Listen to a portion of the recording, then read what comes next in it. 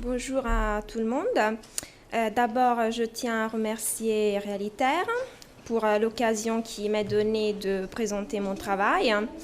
Un travail qui est consacré à la terminologie du sport dans une perspective de multilinguisme. À partir de la description des ressources terminologiques existantes, j'aborderai un projet concernant la réalisation d'un dictionnaire multilingue des activités sportives à partir du français.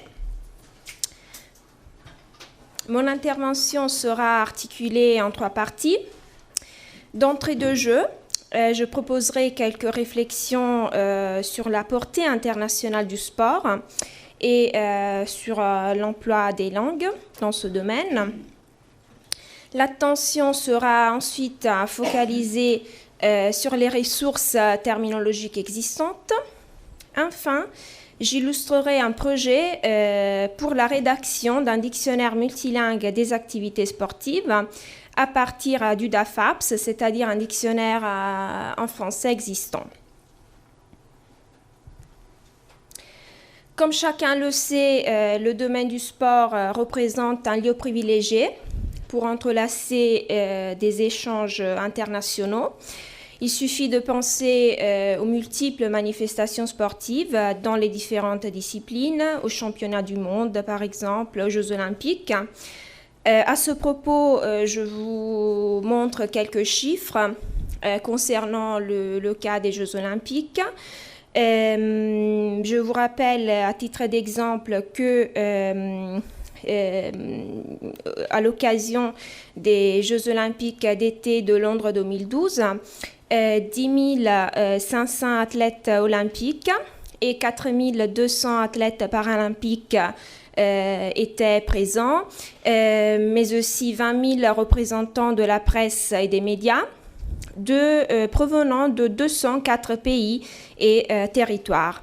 Et encore, on peut rappeler que 84 comités nationaux olympiques étaient représentés lors des Jeux olympiques d'hiver de Sochi 2014. Dans ce contexte, évidemment, les langues sont importantes et l'anglais figure comme la langue de référence lors du plus grand nombre des rencontres sportives. Pourtant, il existe des exceptions remarquables. Nous rappelons que le français demeure la langue officielle de l'escrime. Par exemple, comme nous pouvons le lire dans le site de la Fédération française d'escrime, chaque pays utilise sa langue pour les compétitions nationales, mais dès que la compétition devient internationale, le français est obligatoire pour l'arbitrage et donc des expressions telles que en garde, prêt, aller, halte sont utilisées par les arbitres. Encore, le français est la langue officielle des Jeux olympiques, à côté de l'anglais. Et en cas de divergence entre le texte français et le texte anglais de la charte olympique et de tout autre document du comité, le texte français fera foi, sauf disposition expresse écrite contraire. À partir de ces considérations, alors nous passons aux ressources terminologiques existantes qui révèlent évidemment l'intérêt pour ce domaine au niveau international.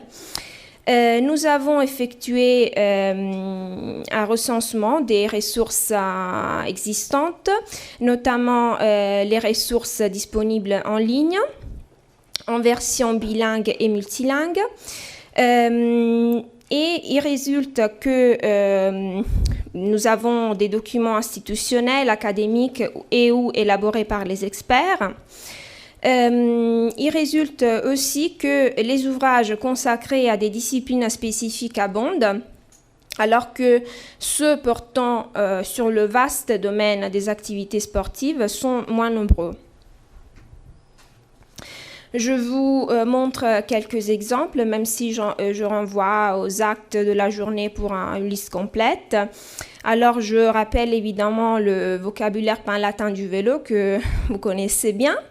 mais encore les lexiques et les vocabulaires anglais, français de l'Office québécois de la langue française, où nous pouvons trouver des ressources sur le cyclisme, par exemple, le golf, le patinage artistique, la planche à neige, le ski, le tennis. Je rappelle aussi le Centre de terminologie Term4 qui offre beaucoup de dictionnaires portant sur le sport, par exemple sur l'athlétisme, l'escrime, le football, les sports nautiques, les sports d'aventure.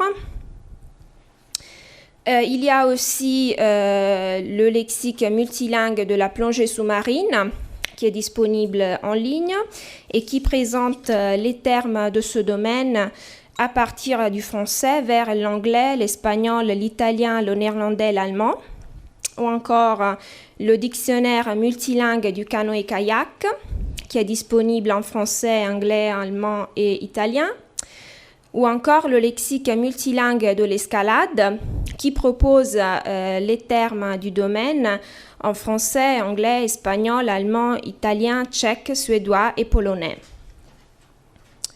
Si nous passons aux ressources sur le sport en général, nous pouvons mentionner le lexique des sports olympiques d'été, c'est-à-dire le lexique officiel des Jeux en anglais et en français, et encore le dictionnaire du sport, toujours du terme 4.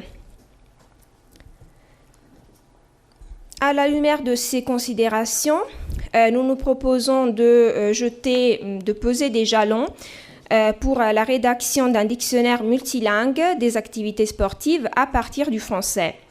Ce projet est développé à partir du dictionnaire alphabétique et analogique du français des activités physiques et sportives, le DAFAPS, élaboré au sein du laboratoire de lexicographie sportive de l'Université de Vérone, sous la direction de Pierluigi Ligas.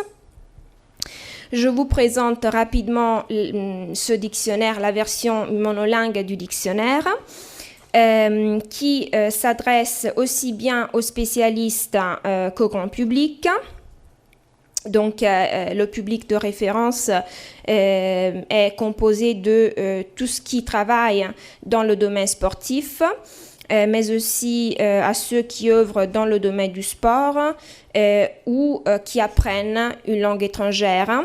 Et donc, je peux citer les fédérations sportives nationales ou internationales, les mouvements sportifs internationaux, les écoles de langue, les universités, les journalistes sportifs, les arbitres, etc.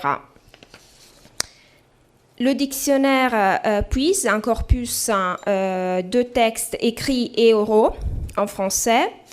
La nomenclature se compose de plus de 15 000 entrées, 30 000 acceptions et définitions, 50 000 emplois en contexte, 10 000 synonymes antonymes, 10 000 expressions et locutions diverses correspondant aux différentes définitions.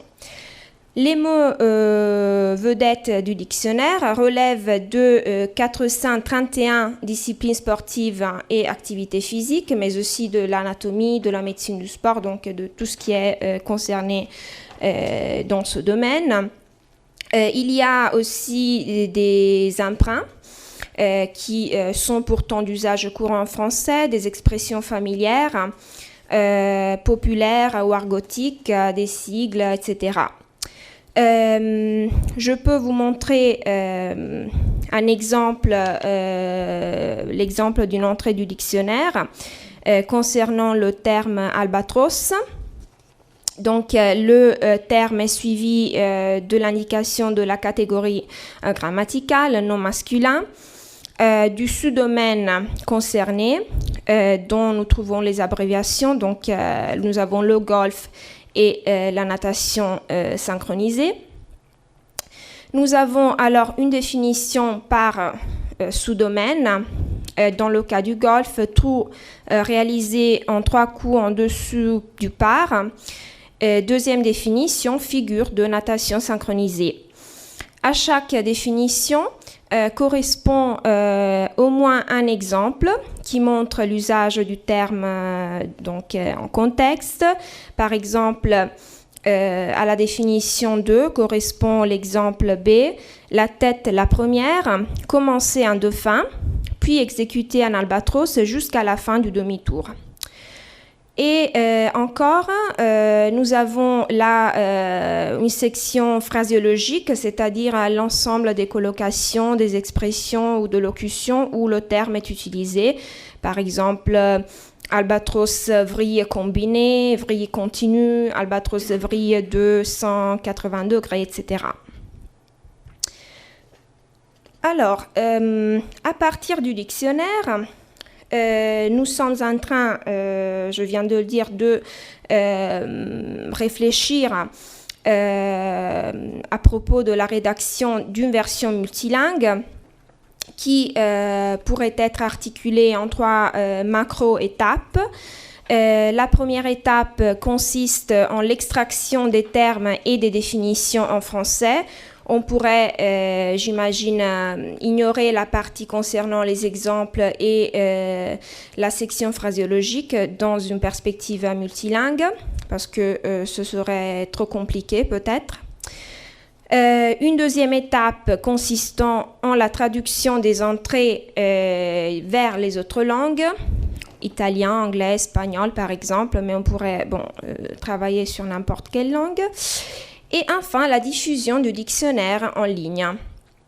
Alors que maintenant, le dictionnaire existe dans sa version papier. Alors, je vous montre quelques exemples. J'ai sélectionné un échantillon de termes désignant les activités sportives. Par exemple, l'escrime, nom féminin, et donc vous avez aussi l'abréviation qui est utilisée dans le dictionnaire. Définition, art d'attaquer et de se défendre à l'aide d'une épée, d'un fleuret ou d'un sabre. Et ces astérisques renvoient aux termes qui sont d'autres entrées du dictionnaire. Et donc, on peut réaliser la traduction du terme, par exemple en italien, scherma, fencing en anglais et esgrima, si je prononce bien, en espagnol. Ou encore lancer du disque, nom masculin, athlétisme, discipline consistant à projeter aussi loin que possible un disque en métal ou en bois entouré de métal, traduit donc en italien, lancio del disco, en anglais, discus throw, et en espagnol, lanzamiento de disco. Et enfin, tir à l'arc, par exemple, sport de précision qui consiste à lancer des flèches au moyen d'un arc, normalement vers des cibles ou blasons, sur des distances différentes. Et donc voilà la traduction en italien, tiro con l'arco, archery en anglais et tiro con arco. Voilà, moi j'ai terminé et donc merci de votre attention.